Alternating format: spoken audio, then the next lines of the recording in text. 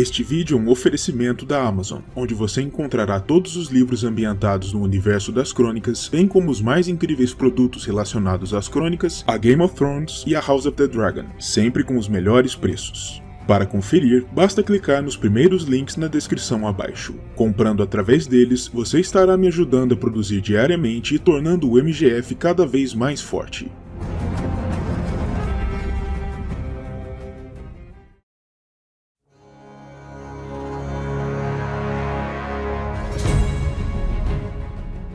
Saudações a todos e sejam bem-vindos a mais um vídeo extra do MGF.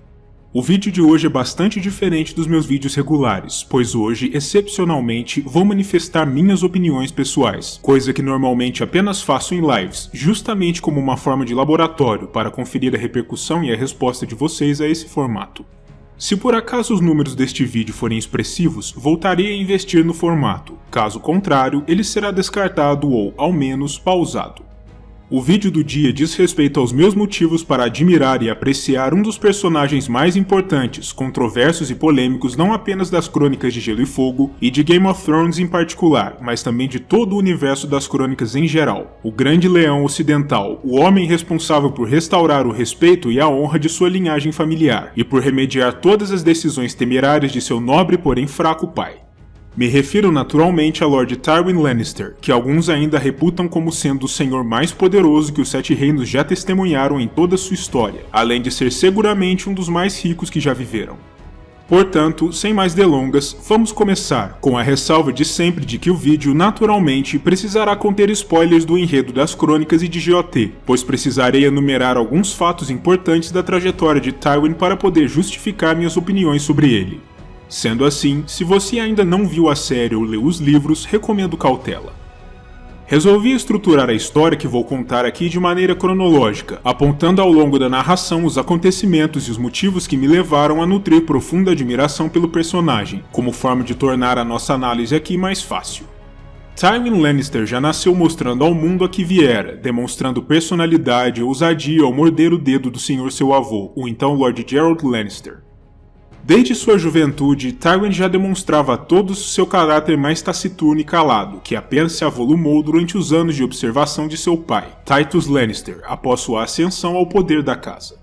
Lord Tytus era conhecido como o Leão Sorridente e combinava bem com sua alcunha. Bonachão, leve e sempre ansioso por se mostrar um senhor acessível, Tytus acabava por exagerar na dose, e seus lordes vassalos se aproveitavam disso com frequência para passá-lo para trás, por assim dizer, manipulando-o para conseguirem aquilo que queriam e, usualmente, tomando emprestadas grandes somas de ouro Lannister, sem a menor intenção de devolvê-lo.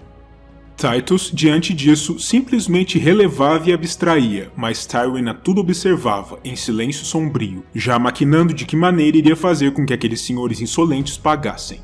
Em certa feita, após retornar da Guerra dos Reis de 9 Moedas como um cavaleiro endurecido, Tywin decidiu finalmente agir contra as casas que deviam dinheiro e respeito ao senhor seu pai, emitindo uma série de éditos que objetivavam o cumprimento das obrigações dos lordes em dívida, demandando que, caso uma das casas não fosse capaz de honrar seu débito, um membro dessa mesma casa deveria ser enviado imediatamente ao rochedo, para ali permanecer como refém dos Lannister, até que a dívida fosse saldada. Foi assim, por exemplo, que seu irmão mais jovem e braço direito, Kevan, travou contato com a mulher com quem iria se casar, Lady Dorna Swift, quando o senhor seu pai a enviou como refém. Contudo, é dito que um dos lordes vassalos do Ocidente supostamente riu ao ser informado sobre os éditos do herdeiro do rochedo, Lord Roger Rayne, de Castamere, a segunda casa mais poderosa da região. Outro lorde que decidiu resistir às ordens de Tywin foi Walder Antarbeck, que era por acaso cunhado de Lord Roger. Quando foi informado sobre os éditos de Tywin, Lord Walder cavalgou em pessoa até o rochedo para convencer Lord Tytus a revogar as ordens do filho e a ensiná-lo alguma deferência aos mais velhos. Mas o Senhor do Ocidente não se encontrava ali no momento, e ao invés disso, Tywin ordenou que Lord Walder fosse capturado e posto sob sua custódia. Ainda que, ao retornar, Lord Tytus tenha contrariado as ordens de Tywin, libertando Lord Tarbeck em troca dos Lannister que haviam sido tomados como cativos pelos Rayne, não demorou muito até que Tywin encontrasse outra forma de fazer as duas orgulhosas casas penarem. Ele provocou os Rain e os Tarbeck a virem ao rochedo responder por seus crimes, e sem a senhorial licença do pai, organizou uma força militar no rochedo e partiu para a guerra, derrotando os Tarbeck em campo e devastando Castamere por completo, dando cabo das vidas dos Rain, no que ficou conhecido como a Rebelião Rain-Tarbeck.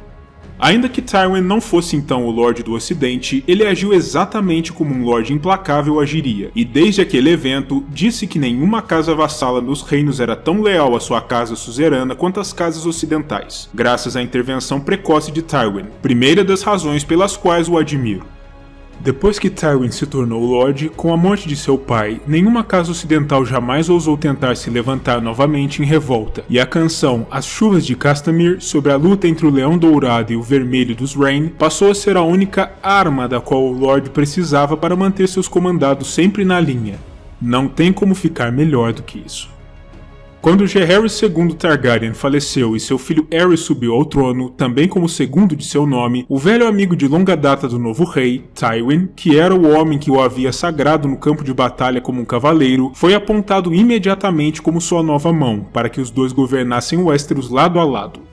Aerys nunca havia se demonstrado como um grande estadista, embora fosse carismático, mas queria e estava determinado a dar ao Westeros uma nova era de ouro, se tornando talvez o maior governante que o poente já tivera. E graças ao envolvimento de Tywin no seu governo, isso era uma possibilidade real, pois ainda que o Lorde do Ocidente seguisse sendo um indivíduo taciturno e sério, pouco afeito a sorrisos ou piadas, ele era indubitavelmente um administrador muito competente e de raro talento, e desde o primeiro momento após seu apontamento como mão, ele se pôs a trabalhar em nome da paz, da prosperidade e da estabilidade do reinado de seu amigo, tomando decisões duras mas necessárias e mantendo os súditos de Aerys sempre sob uma rédea curta, para que não se aproveitassem da natureza extrovertida do rei para começarem a ter ideias parecidas com aquelas que os lordes ocidentais do passado tiveram, durante o governo de Lord Tytos. Tywin já vinha sendo a grande força por trás da sua casa desde antes de se tornar formalmente o senhor, e por isso tinha tanto experiência em gerenciar quanto em manter a paz em seus domínios, a qualquer custo, o que levava muitos lordes na corte real a odiá-lo, porque o temiam, e a esperarem avidamente por qualquer tropeço de sua parte.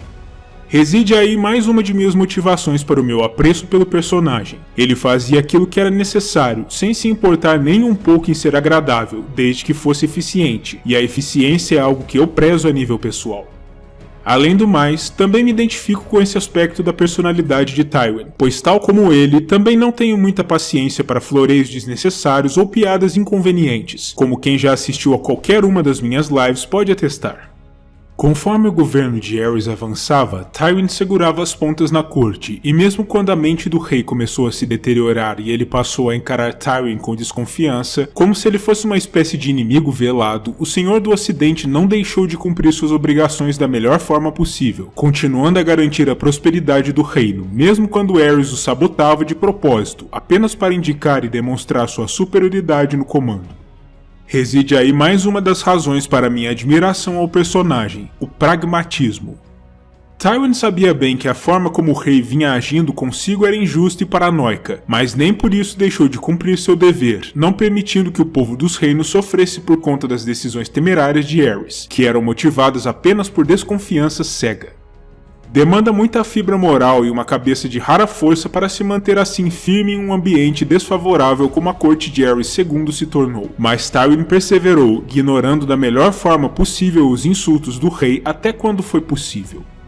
No entanto, uma questão acabou por extrapolar até mesmo os limites de sua paciência com Aerys: o assédio à sua esposa, Joanna Lannister, a única mulher que Tywin amou à vida e a dona de seus raros sorrisos.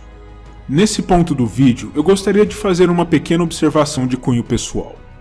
Eu estou atualmente, na minha vida pessoal, passando por um momento no qual estou francamente desiludido e decepcionado com a noção de amor romântico, padecendo de um sofrimento imerecido por uma pessoa que, francamente, nem sequer seria adequada para mim ou mereceria ter alguém como eu em sua vida. E nesse sentido, eu não posso deixar também de admirar o amor e a dedicação extremos existentes por parte de Tywin à sua senhora, uma relação de amor não tão lembrada quanto, por exemplo, os relacionamentos entre Lyanna Stark e Rhaegar Targaryen ou entre Daemon e Rhaenyra Targaryen, mas que em minha opinião é muito mais verdadeiro e resiliente, algo que não acontece mais do que uma vez na vida e que, portanto, acredito que deve ser tratado com todo cuidado, protegido e preservado, pois é um sentimento único em meio a um mundo repleto de relações frias e falsas.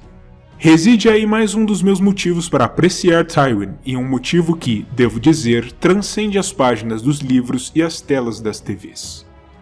Retornando aos aspectos práticos da corte, mesmo após os insultos sofridos por Tywin pelo rei, ele ainda assim respondeu prontamente à ameaça do desafio de Valdocaso, em 277, quando sua graça caiu em uma armadilha e foi aprisionado no Forte Pardo por Lord Denys Darkling, e coube a Tywin em pessoa liderar a força de resgate.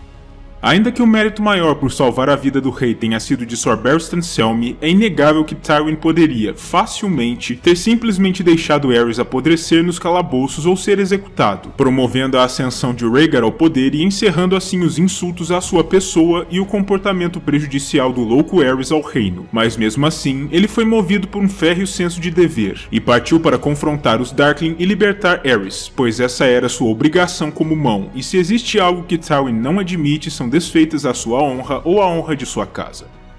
No entanto, apesar de sua paciência com o velho amigo real, Tywin finalmente atingiu seu limite depois do apontamento de seu filho e herdeiro Jaime como novo membro da Guarda Real de Aerys, privando-o do orgulho do Ocidente e colocando a questão da sucessão na casa Lannister sob ameaça, pois agora, tudo o que Tywin tinha em mãos eram sua filha Cersei e o anão deformado Tyrion. Isso finalmente fez com que o Grande Lorde desse um basta, renunciando ao seu posto como mão e retornando ao rochedo, onde ficou incomunicável. E mesmo após a explosão da rebelião de Robert, Tywin simplesmente não respondeu aos muitos apelos de Aerys por ajuda, para defender a causa real. Por estranho que pareça, essa é outra razão para minha admiração. Tywin simplesmente não leva desaforos para casa, algo que ele demonstrava desde os tempos em que ainda era o alvo de troça dentro da corte de Aerys, como na instância em que calou um lorde que zombava dele apenas sustentando duramente seu olhar, constrangendo o homem com seus olhos verdes salpicados de ouro, até que o homem não tivesse escolha além de deixar o salão em silêncio. Mesmo Aerys, sendo rei, não estava acima dessa regra, e quando Tywin atingiu seu limite, ele deu um basta, e se recusou até mesmo a obedecer às convocatórias de seu soberano, demonstrando ao reino que ele não era o tipo de homem para ser escarnecido, nem mesmo por um rei. Quando Tywin finalmente se movimentou, conduzindo 15 mil soldados ocidentais até a capital com a suposta intenção de auxiliar Aerys na luta contra os rebeldes, ele demonstrou mais uma vez sua capacidade de manipulação política.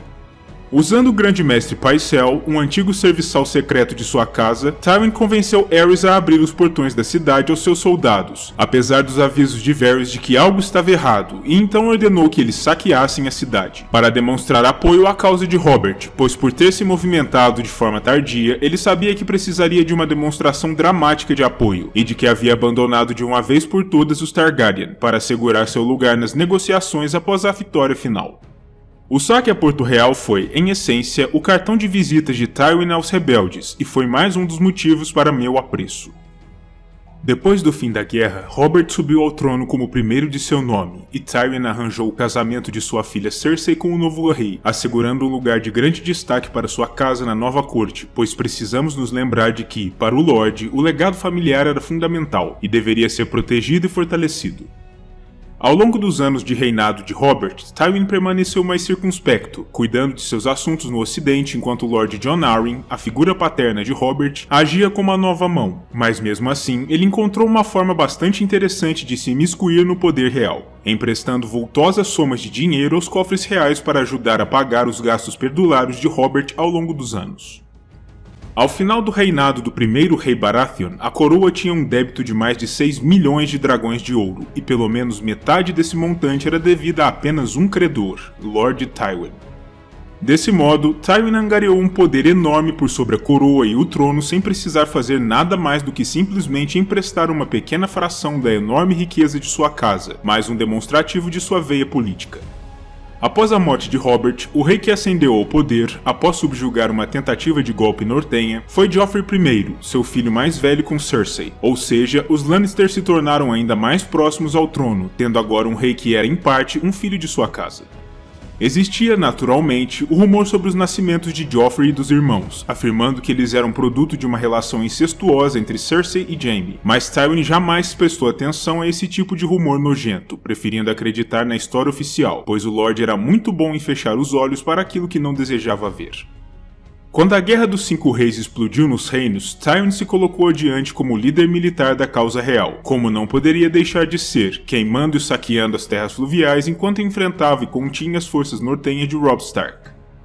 O garoto de Winterfell até se mostrou como um comandante militar mais competente do que o esperado, ganhando alguns combates cruciais, e por isso, Tywin, sendo a velha raposa astuta que era, decidiu mostrar seu lado mais implacável, como fizera durante a rebelião Rain Tarbeck, arquitetando em segredo com Lord Walder Frey, das Gêmeas, um plano ambicioso para cortar a cabeça do exército rebelde nortenho de uma só vez, durante o infame Casamento Vermelho, quando Robb, Catelyn e diversas outras figuras importantes das forças rebeldes foram mortos, tornando a força de resistência do norte e dos rios bem menor, pois depois deste evento, apenas Sir Brynden Tully, o obstinado irmão do falecido Hoster, se apresentava como líder militar da causa rebelde.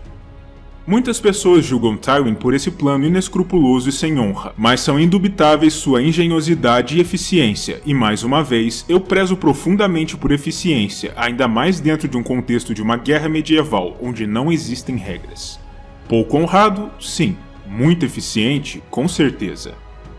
Enquanto isso, Tywin também reconheceu o valor de seu filho Tyrion como estrategista político, mesmo que tivesse graves problemas contra ele e o odiasse, e por isso, enquanto o Lorde se encontrava em campo, coordenando os esforços militares dos Lannister, ele enviou Tyrion na corte, como mão interina, para colocar ordem no ninho de cobras que era Porto Real.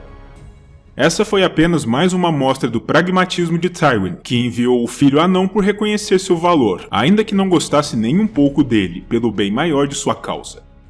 Tempos mais tarde, com as mortes dos Stark, a morte misteriosa de Renly Baratheon e a derrota cachapante de seu irmão Stannis em Porto Real, em boa parte devido ao planejamento de Tyrion, a guerra parecia vencida para os Lannister, e Tywin retornou à corte para assumir seu lugar como mão.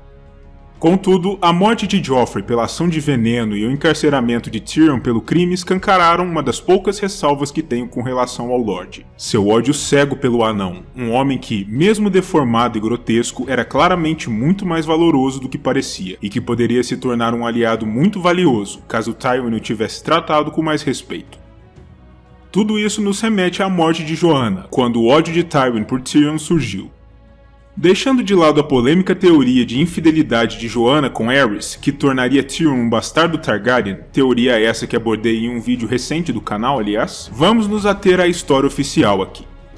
Dentro dessa história, Tywin se sentia revoltado com Tyrion pela morte de sua bem-amada ter sido, tecnicamente, sua culpa, já que ela morreu durante seu parto.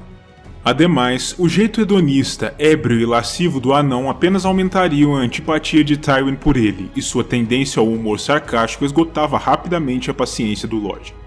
Essa antipatia seria talvez uma das únicas facetas da personalidade de Tywin que eu acredito serem passíveis de crítica.